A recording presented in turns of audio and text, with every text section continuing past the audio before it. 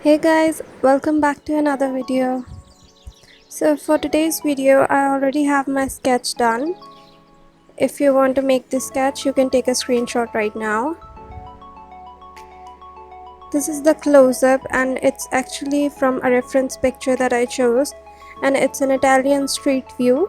If you write Italian street view, you can find a lot of these sketches. This is the reference picture. I have sketched it almost exactly the same, but I'm just going to change the name of the place.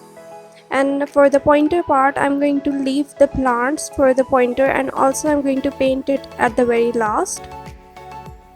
Starting the pointer part was the most difficult because I had to pinpoint everything and it could not be changed then. So it was difficult for me to decide what I'm going to pointer first and then move on from that. But once I started, one line met another and it just all got figured out. Well, as you can see that I am first outlining all the borders, so I would know where the building stands. And after that I'm going towards the windows and all the detailings. But first I'm just going to define where the building starts, which is the shaded area and all of that. Also, I want to mention that the pointer I used is a simple dollar pointer. You can find it at any local store. But for watercolor paintings, if you have a waterproof pointer or marker, that would be better. But for me, I used a simple pointer which is not waterproof. So you'll see that whenever the paint and water reaches the surface of the page or sketch, or whenever it touches the pointer part, it spread quite a lot. If the same thing happens to you as well, you can see it in this painting how I managed to maintain all that.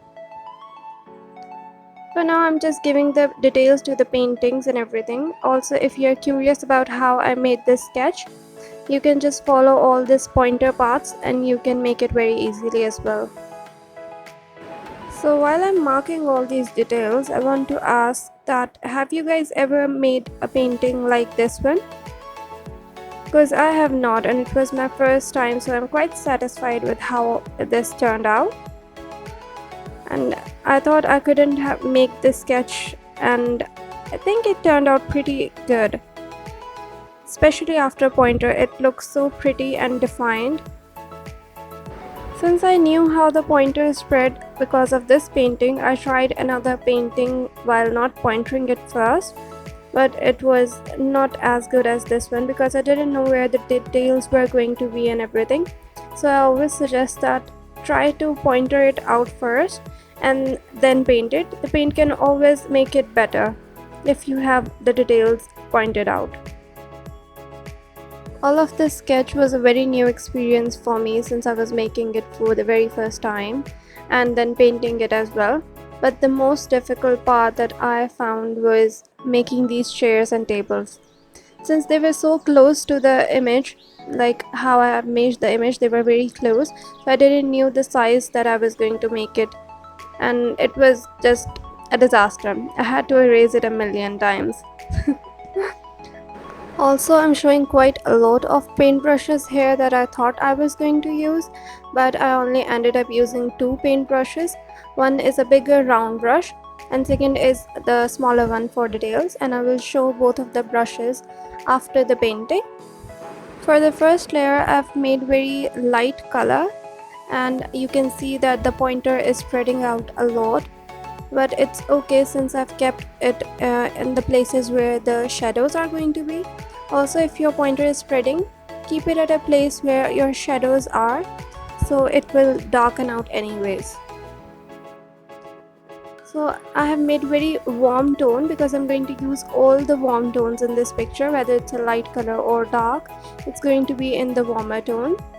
For this light shade, I am going to make the whole building for this shade as the first layer, and then I'm going to add different colors to it.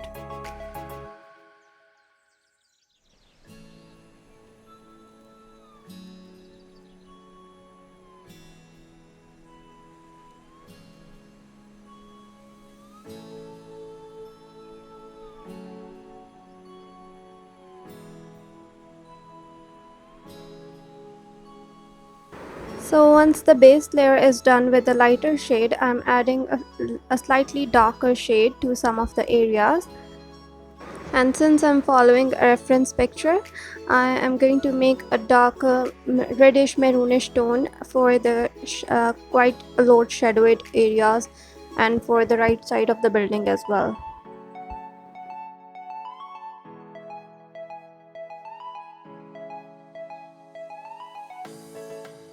For these kind of paintings, you always need to decide where your sun is residing, because according to the position of the sun, you define where your highlights and shadows are.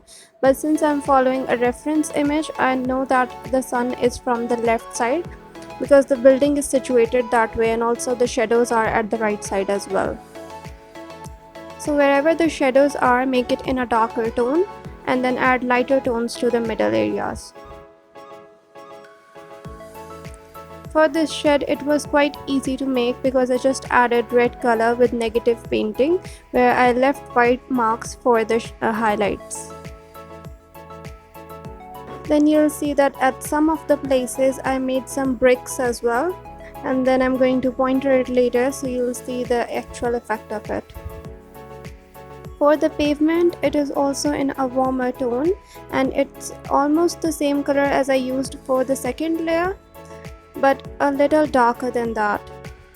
Also, you can see that the pointer spread out a lot here as well, but I kept it at a place where the highlights or where the shadows are.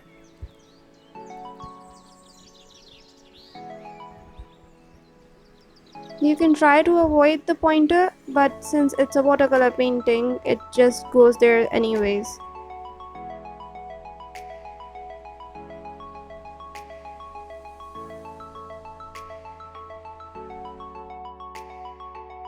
Now I'm making a blue-greenish mixture, which is the first cool tone that you can see. It's not even that cool, but it is a lot cooler than the other colors that I've used in the entire painting. I'm using it for some of the highlights and some of the windowed area and some of the lighter areas as well.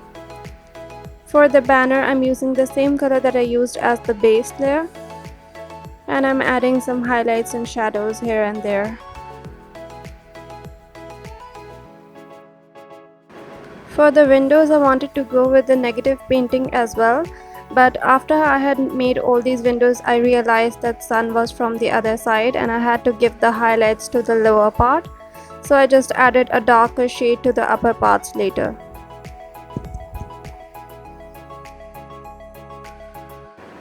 Now I'm just filling out the blank spaces with the same colors that I have made before. I'm not using any other different color for now. I'm just adding the highlights by taking the values or changing the values of the colors. Now finally coming to the black color. Black color is the darkest that you can use in a painting. So when you are using a black color, you know that it's about to end or it's about to be completed soon. And also you cannot have fun with it because it needs to be exactly where it has to be. If it goes any other places, it can ruin the whole painting. So all the lines need to be accurate as well. All the mine aren't, but they need to be still accurate enough to know that it's a straight line. Also, you can see that I have come to the smaller brush for the details. And since when did I started using this? I don't know. You can find it in the video, I guess. Anyways, now that it's time for the very minor details, I have come to the very smaller brush with a very fine tip. What I'm doing right now is also a very good step you can take before adding the black color. So I used a lighter shade to define where the black color is going to be, and then I added the bolder black color so it doesn't ruin the painting.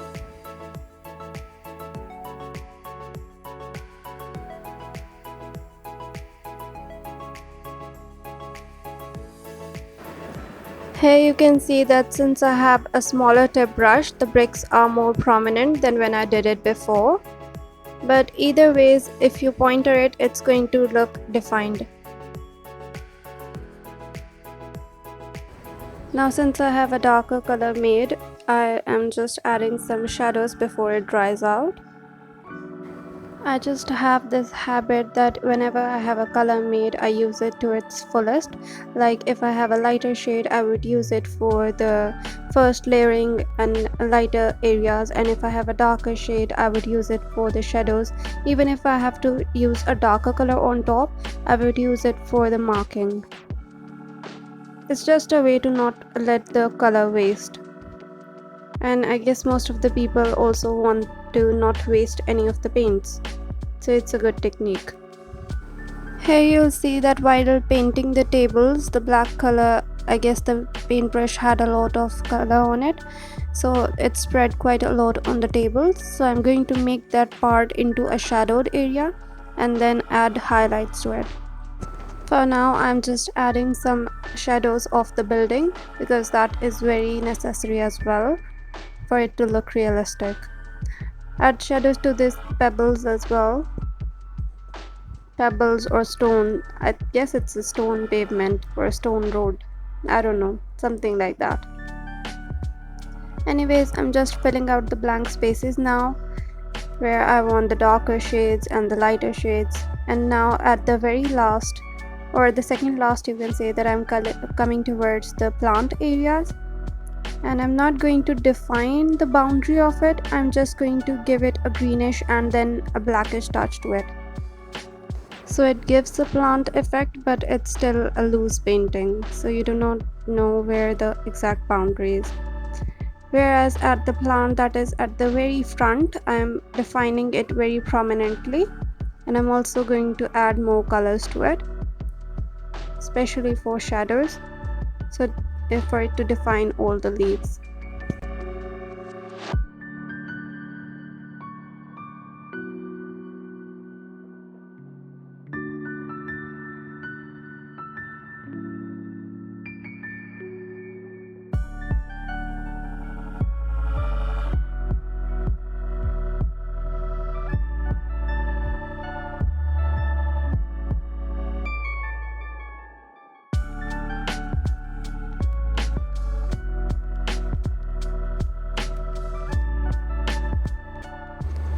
Finally, the painting is coming to an end. I'm just adding some last minute shades and highlights, and white is also very prominent for highlights, so try using that, and black as well.